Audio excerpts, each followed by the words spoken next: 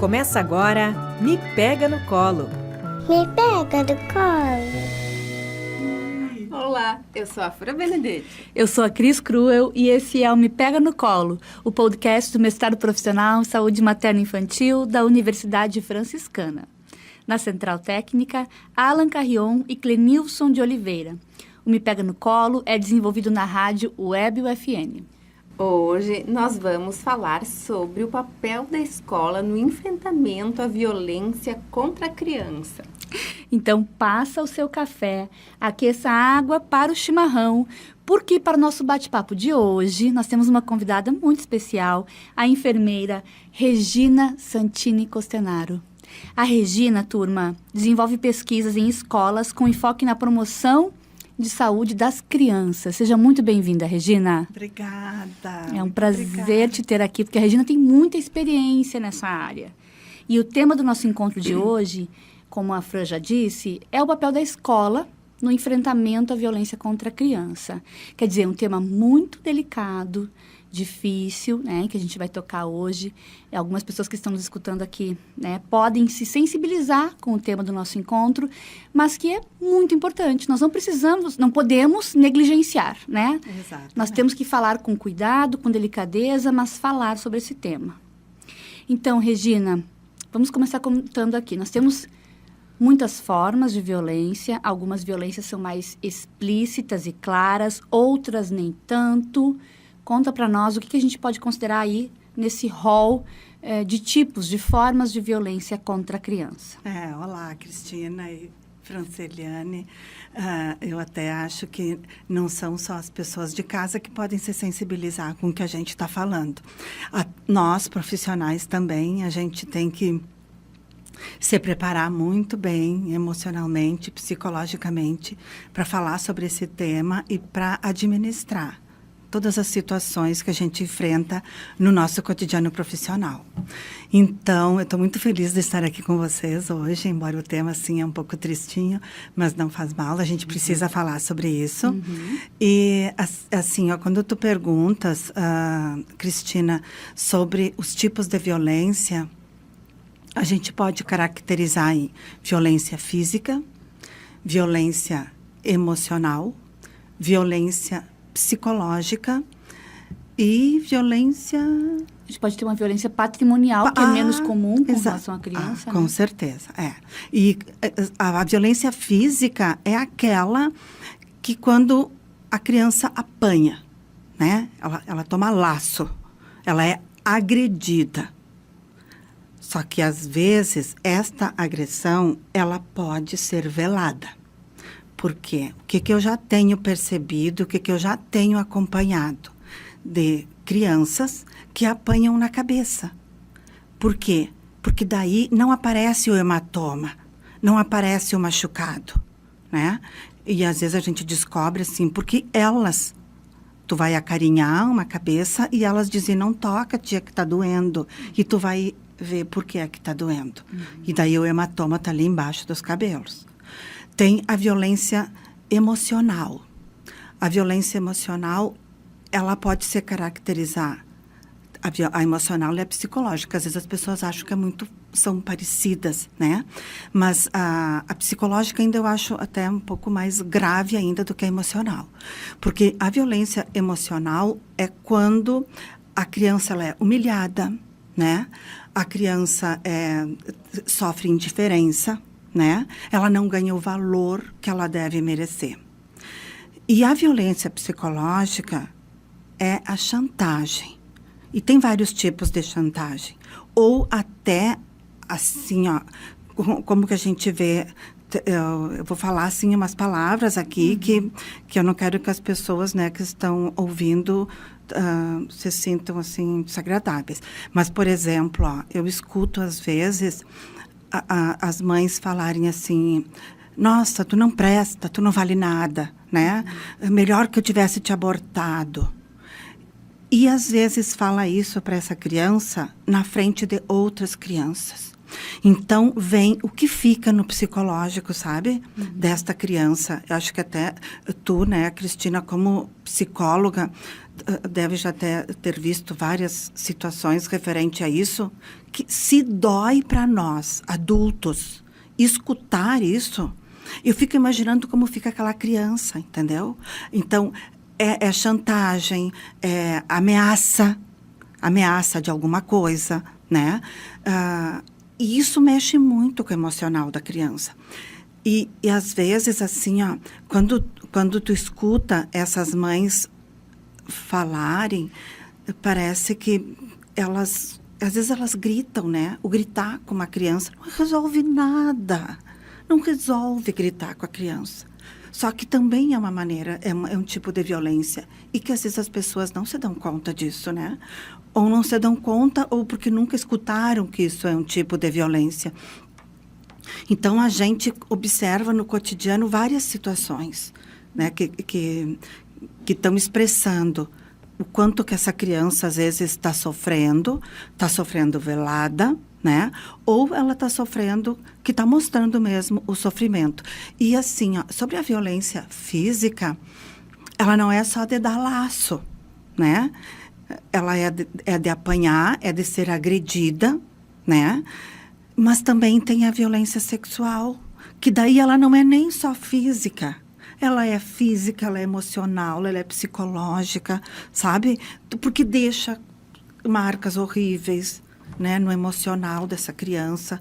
Então, assim, são tantas situações que a gente observa no cotidiano que eu juro, assim, a vontade que dá é de pegar essas crianças e levar tudo para casa, sabe? É isso. E, Regina, então, te ouvindo falar, né, isso parece um assunto tão distante que não acontece, mas ele acontece frequentemente, né? Então, lá dentro da escola, como é que se identifica quando uma criança, né, ou em casa, né, os pais, como é que se identifica que uma criança está sofrendo ou sofreu violência? Bom, Fran, que tu tá tocando nesse assunto. Por quê? Eu vou, assim, ó, iniciar falando que muitas vezes esse diagnóstico é feito na escola, né? E tem famílias, tem pais, mães, que se rebelam contra a escola. Isso deveria ser o contrário. Essa família deveria agradecer que a escola está vendo que o seu filho, que, gente, o filho é o bem maior da gente, que o seu filho está sofrendo. E eu quero dizer assim, ó, mães, pais que estiverem ouvindo, assim, vocês têm que ser parceiro das escolas nesse sentido. E eu vou aproveitar até falar, Cristina e Franceliane, que durante a pandemia, para vocês verem o quanto que isso é triste, durante a pandemia, as notificações de violência, eu não vou falar aqui da nossa cidade, né? Eu vou falar assim mais ou menos no geral, elas reduziram em torno de 60%. E daí, quando isso estava acontecendo, era o que mais a gente se perguntava. Meu Deus, esses pais, essas famílias estão tudo em casa.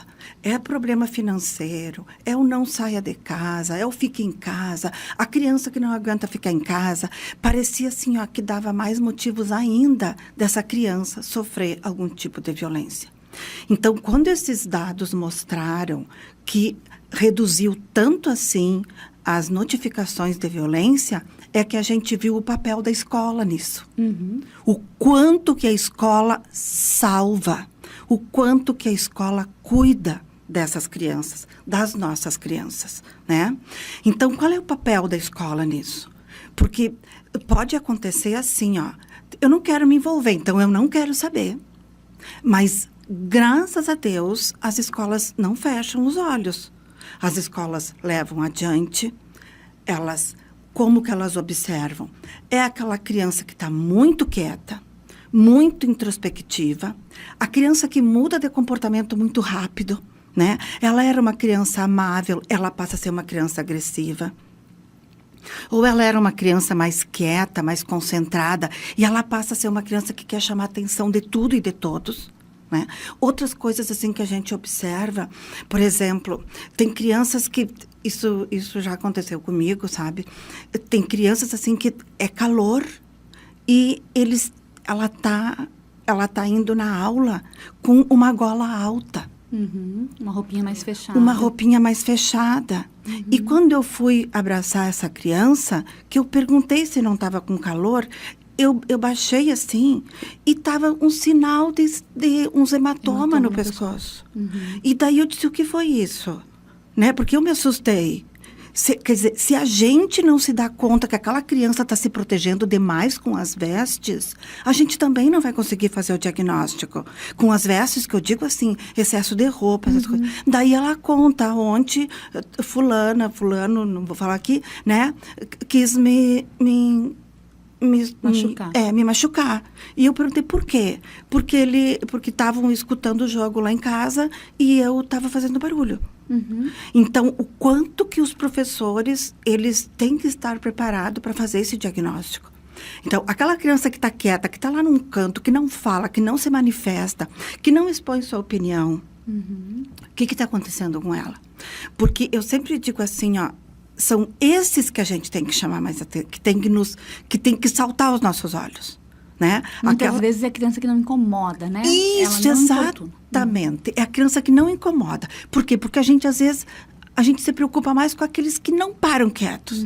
Agora, se é uma criança que até então, ela estava muito calma e, de repente, tu vê que ela muda o comportamento para ser mais agressivo, essa também tem que chamar atenção, né? Então, são muitas as situações que a gente observa. Ó, outra coisa que eu vou falar assim, que já aconteceu, né? Da criança chegar na escola, assim, de manhã e queixar que está com dor. Tu vai ver a dor do que é? Tu vai assim, meu Deus, está com verme, está com alguma coisa que dói a barriga, que dói isso, que dói aquilo. Não é. É fome. Meu Deus, a fome é um tipo de violência. E eu disse assim, mas não tinha alimento para te comer? Não, é que eu tinha que comer muito pouco. Porque as pessoas que estavam lá em casa precisavam comer mais. Então, esconder o alimento, escondem o alimento das crianças. Isso também é um tipo de violência, né? O negligenciar, a família negligenciar, ou seja, não observar ou fechar os olhos frente a uma criança que está sofrendo violência, que a família pensa assim, ó, é meu parente ou minha parente que está agredindo, então eu não vou fazer nada, porque eu vou comprar briga dentro da minha família. Mas isso também é um tipo de violência dos pais, porque eles estão negligenciando o cuidado de pai e de mãe, né? Então, tem várias situações, assim, que a gente observa no cotidiano e que dói a alma da gente. E, gurias, agora eu fiquei pensando, né, acho que para vocês duas, que a gente ouve falar, né, que às vezes as crianças fantasiam demais, que o que elas contam não pode ser tão considerado.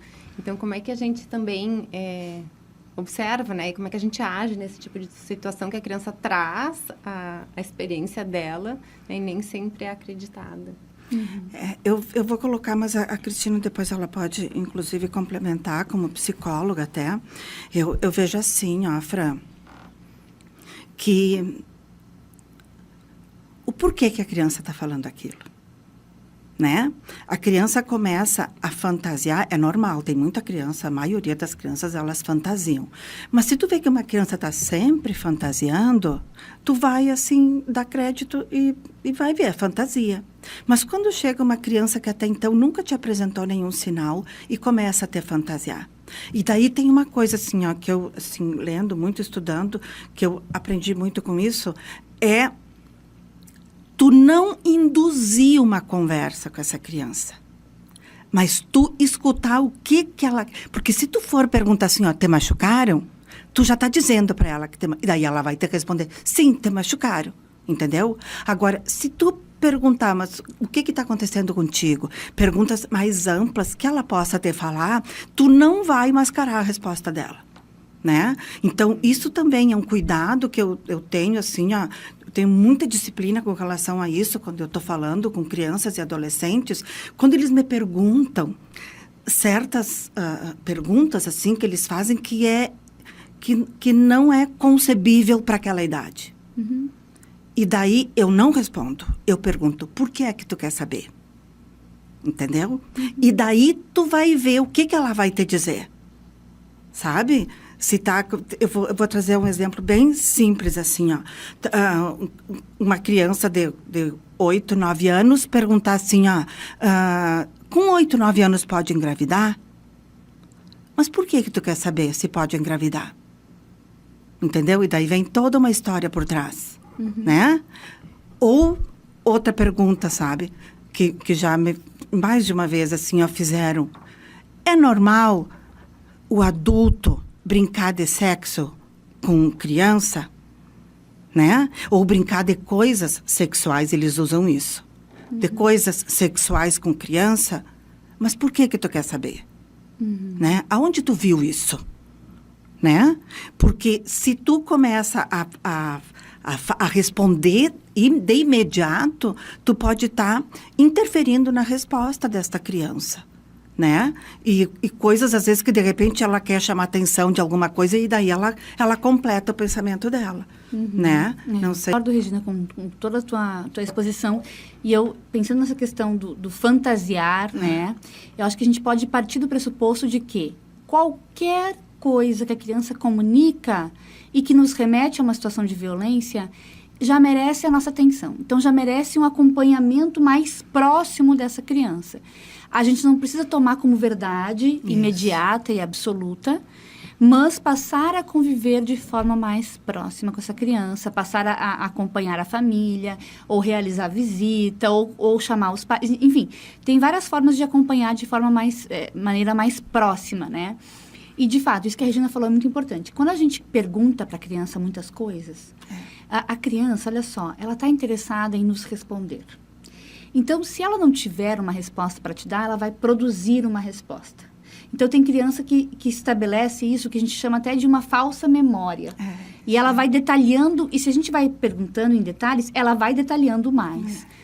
E isso pode ser uma falsa memória, ela pode produzir uma narrativa a partir daí. Mas eu penso o seguinte, de antemão, previamente, a priori, eu vou validar o que a criança está me dizendo. Eu vou valorizar o que ela está me dizendo. Eu não vou duvidar do que ela está me dizendo a priori. E vou acompanhar mais de perto. Porque é um problema muito grande quando o adulto que escuta esse primeiro depoimento da criança, a primeira iniciativa que ela tem de manifestação ali, quanto a alguma forma de violência que ela está vivendo, se esse adulto não valida, ou não se interessa, ou não se importa, ou diz, está inventando, tá? Enfim, qualquer atitude de menos valor ou de contrariedade que a criança está dizendo é muito ruim, porque a gente não chega, né, a saber o que de fato está acontecendo com ela. Então, de pronto, a gente valida. Mas me conta, como é que é? E como é que tem sido? Demonstrar curiosidade, interesse e disponibilidade para o cuidado. A criança tem que perceber, assim, tem alguém aqui que está interessado e que vai cuidar de mim. Escutar, E que vai, exato. E agora, até aproveitando isso que tu falou, Cris, porque quando a gente desfaz do que a criança está sentindo, a gente também é um tipo de violência, assim, que pode até ser pouca coisa para nós, mas é muito grande para a criança, né?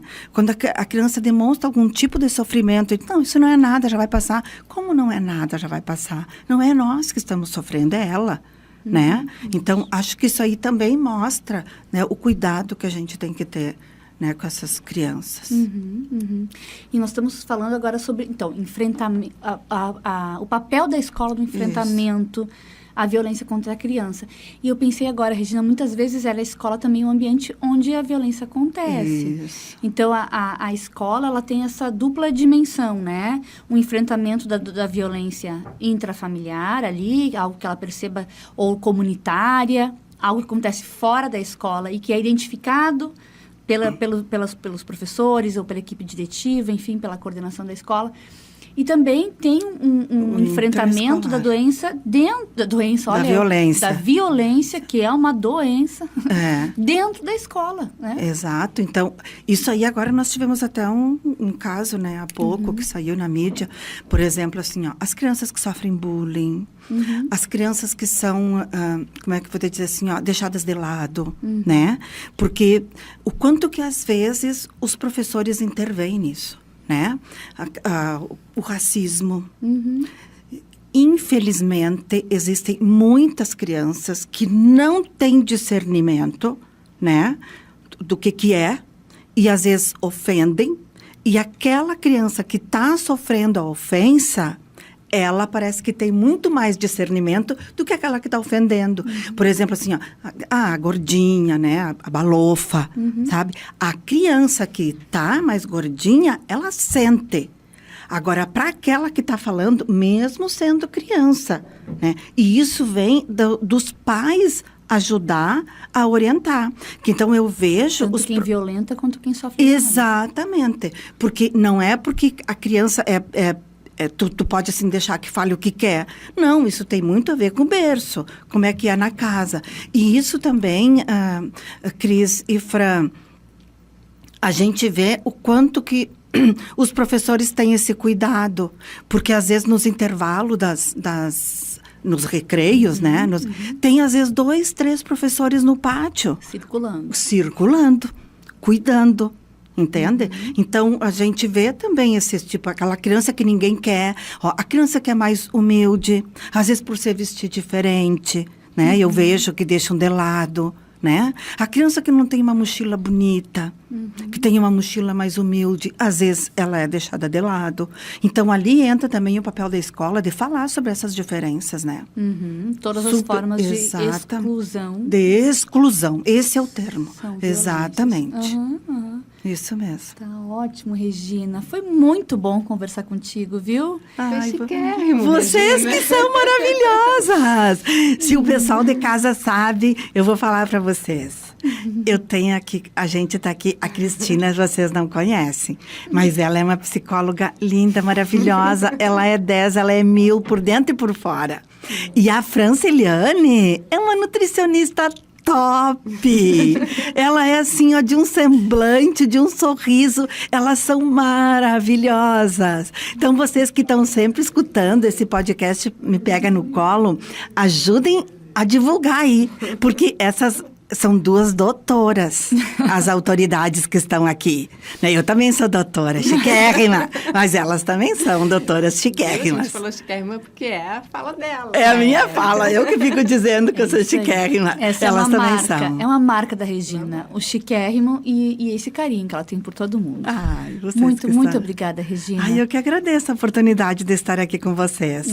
E temos um programa, Fran? Temos um programa, Cris. Acompanhe nas redes sociais, enviem os temas e convidados que vocês gostariam de ouvir aqui no Me Pega no Colo. O meu Instagram é @fran_benedetti e o do mestrado é @mestradoprofmi. O meu Instagram é @cristina.cruel. Até a próxima. Até! Começa agora Me Pega no Colo. Me pega do colo.